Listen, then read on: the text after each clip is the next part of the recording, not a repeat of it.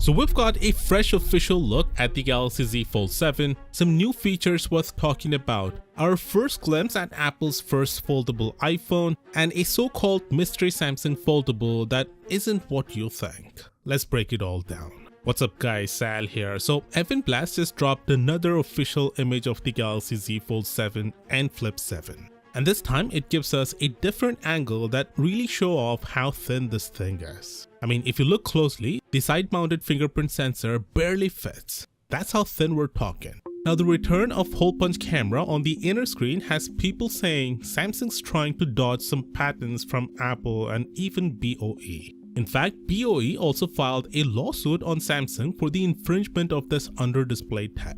The theory is that Samsung doesn't want to deal with more lawsuits. Personally, I don't think that's the real reason. What's more likely is that Samsung just couldn't make the under-display camera good enough. Not only is it pricey tech, but it also requires a special kind of display to work. Add that all up and they probably just decided it wasn't worth the trouble. But here's the weird part. They're still using a 4 megapixel sensor under that punch hole. Yes, it's a slightly larger sensor than before, and the quality is better than the previous under-display camera, but it's still nowhere near as good as the cover screen camera. So from a user standpoint, it kind of feels pointless. Like if the quality isn't noticeably better, why even bother? Now before we move on, let me remind you that Samsung's giving away $5,000 to one lucky person to promote the Unpacked event.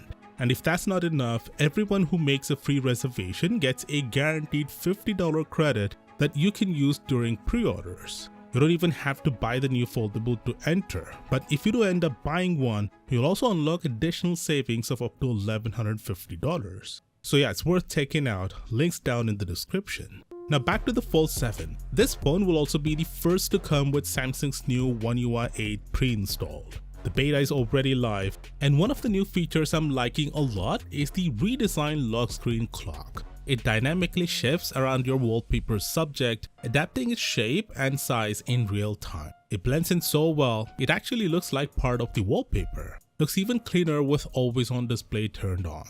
Subtle detail, but it makes the whole phone feel more polished. Now let's talk about that mystery Samsung foldable everyone's been hyping. A video popped up showing an insanely thin foldable, and people immediately assumed it's the Z Fold 7.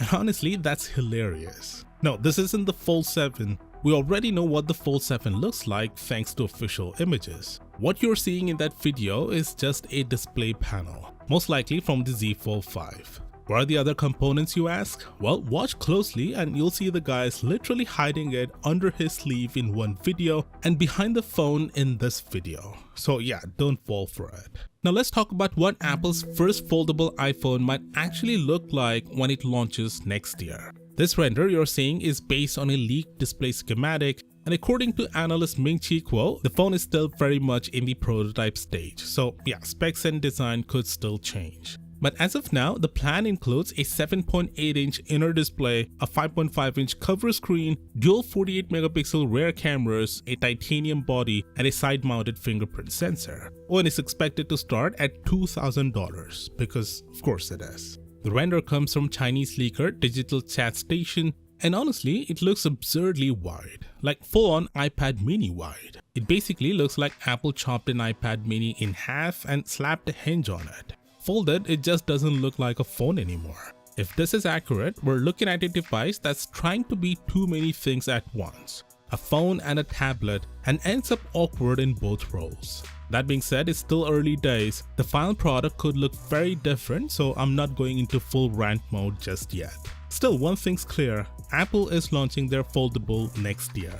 And that's a big deal, because it forces other companies to step up. And we're already seeing that with Samsung pushing harder on the Z Fold 7. Whether you're a fan of foldables or not, this is good news. It means better competition, faster innovation, and hopefully better devices across the board. Lastly, there's been a lot of chatter about Samsung removing the S Pen slot from the S26 Ultra. Is that true? Well, I break it down in this video right here, and I'll see you there.